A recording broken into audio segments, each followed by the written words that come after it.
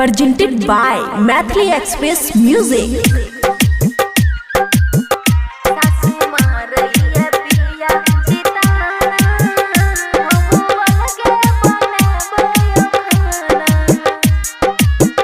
खुशी recording studio बलुआहा।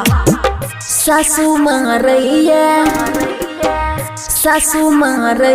पिया जिताना हम अलगे बनाबो खाना। सासू मारैया पिया जिताना हम अलगे बनाबो खाना। सासू दैया उल्हन कहे हमरा बैधन कते बुढ़िया के करब हम माना। हम अलगे बनाबो खाना। DJ good Madhubani DJ good Madhubani DJ हम अलगे बनाबो खाना। सासू मारैया पिया जिताना हम अलगे बनाबो खाना। गिरै अखिया सलोर पिया गेलो जे छोड़ बन गेलो अब अहाँ केना कठोर। गिरै अखिया सलोर पिया गेलो जे छोड़ बन गेलो अब अहाँ केना कठोर। पिया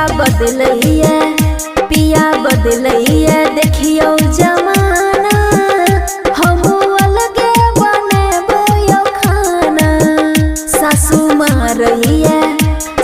मारैया पिया जिताना हम अलगे बनाबो खाना। DJ good Madhubani DJ good Madhubani सासू मारैया डीजे गुड मधुबनी सासू मारैया पिया जिताना हम अलगे बनाबो खाना। हम अलगे बनाबो खाना। कते पढ़ैया गार नय हमरा बुझा पिया ननदी करै छै रोजा रोजा लड़ाई।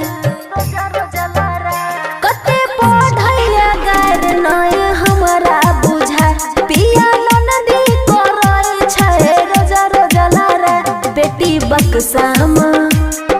बक्सामा खोजै खजाना हम अलगे बनाबो खाना। सासू